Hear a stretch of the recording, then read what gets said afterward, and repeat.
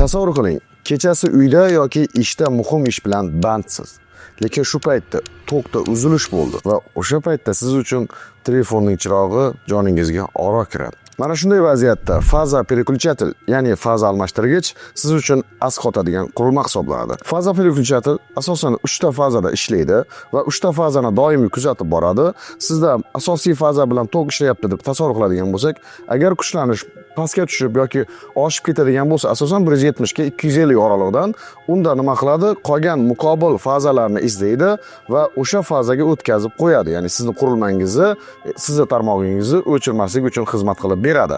Agar 3 ta fazada ham kuchlanish normadan oshib ketsa yoki tushib ketsa o'chirib qo'yadi va normaga qaytgan paytda yanada qo'shib beradi. Aynan hozirgi holatda quyosh fotoelektrik stansiyalari o'rnatilishi natijasida xonadonlarda fazalardagi nagruzkalarning o'zgarishi, oshishi, tushishi hisobiga kuchlanish o'ynayapti.